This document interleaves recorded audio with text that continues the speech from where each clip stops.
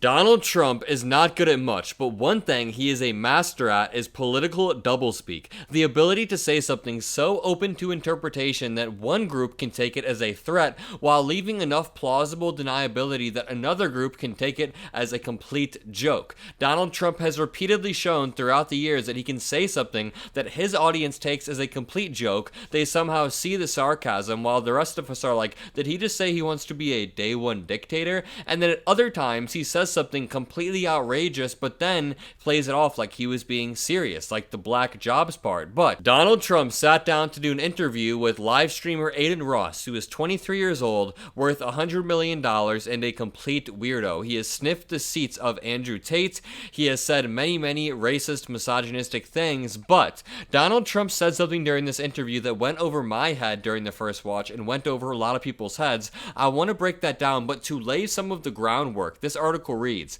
Donald Trump's affinity for authoritarian figures is very well established. When he was in the White House, he boasted of his relationship with people like North Korean dictator Kim Jong-un and Russian President Vladimir Putin. But Trump's latest praise for some of the world's biggest strongmen and his comment that he wouldn't be a dictator, quote, except for day one, just one day, has alarmed Trump's critics who say they fear the former president would veer even further to the right if re-elected. They point to Trump calling his political enemies vermin, a dehumanizing word that echoes fascist dictators such as Adolf Hitler and Benito Mussolini. Not to mention, Donald Trump has echoed the words of Hitler verbatim multiple times by saying that immigrants would poison the blood of our country. There are many signs that Donald Trump wants to be a dictator, that he doesn't even have a fundamental understanding of how the Constitution works. I mean, before he got into office, he said that if anyone burns an American flag, they should lose their citizenship, which that obviously falls under our First Amendment right, correct? And as the years went on, I thought, oh, he's probably learned, but he recently doubled down on that last month.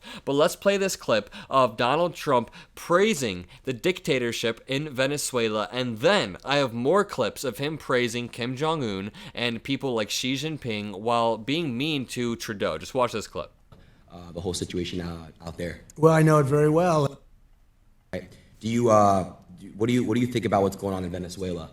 The whole situation out there. Well, I know it very well, and Venezuela is right now being run by a dictator. We were enemies with Venezuela. Venezuela was going to collapse, and people could have gone back to Venezuela. They're in our country now. They've released tremendous numbers of criminals into our country. If you look at Caracas, it was known for being a very dangerous city, and now it's very safe. In fact, the next interview we'll do it in Caracas, Venezuela, because it's safer than many of our cities. So Donald Trump says in one breath, it's being run by a dictator. He explains that Venezuela is now a dictatorship, and then he says just 20 seconds later, it's very safe. It's safer than many of our cities. And later on in this interview, Donald Trump begins to praise leaders like Xi Jinping, praise leaders like Kim Jong-un. We will get to that. Let's return to this article. Donald Trump channeled his role models as he parroted Adolf Hitler, praised Kim Jong-un, and quoted Vladimir Putin while running for president on a promise to rule as a dictator and threaten American democracy. Biden campaign spokesperson Amar Musa said in a statement about 3 months back. Trump is not shying away from his plan to lock up millions of people into detention camps and continues to lie about that time when Joe Biden obliterated him by over 7 million votes 3 years ago. Of course, the big election fraud lie that Donald Trump still spreads to this day.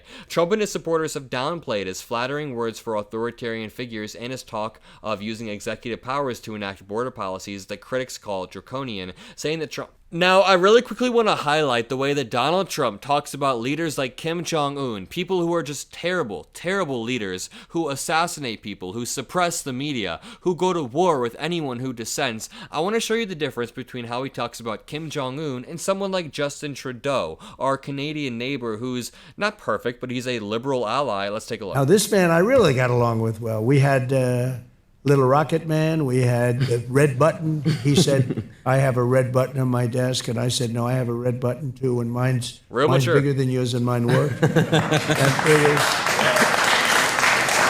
they're clapping like they're in North Korea. They clap after everything he says. It was a really bad month and a half. You know, he was very, very tough on President Obama, very tough on everybody.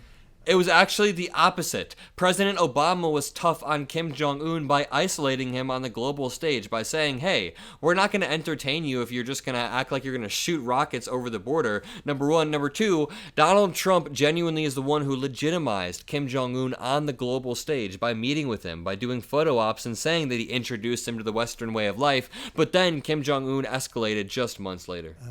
It's the hermit nation, and it really is. I mean, I said to him, do you know Elton John? No, no, no.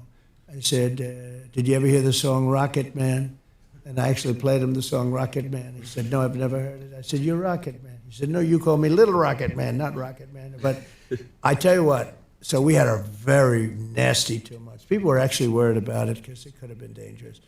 But President Obama told me that this is just overall a disastrous interview. Donald Trump is slurring his words, and I'm not being ageist when I say that he is acting like the old grandpa who is rambling on. Now, there is nothing wrong with being 78 years old, but when you're trying to entrench your power as the President of the United States, when you're running for the highest office arguably in the world, probably one of the most important offices in the world, you can't have mental deterioration while also just being overall kind of dumb. Now, notice how he talks about Xi Jinping. Powerful man. He's a powerful man. I know him very well. I know him probably better than anybody in this country knows him. And got to know him extremely well. We had a great relationship. Weird flex. I know Xi Jinping better than anybody in this country knows him. I'm sure there are people that have studied Xi Jinping their whole lives or met him, or I'm sure he might have family in the U.S. I don't know. Relationship until COVID. COVID was a step too far. But we did very well with China. And President Xi, we did very, very well with China. We took in hundreds of billions of dollars. No president took in 10 cents. I took in. Now let's see, is Donald Trump going to be as nice about Justin Trudeau? Is he going to say that he's a smart man, he's a good leader, he runs a good country, or he gets along with them well? Yeah, he's turned very liberal, actually. They say he's the son of Fidel Castro, and could be. I mean, anything's possible in this world, you know? You're going to learn as you get older. You've seen a lot already for your age. Per age, I would say. Per year spent, you've seen as much as anybody.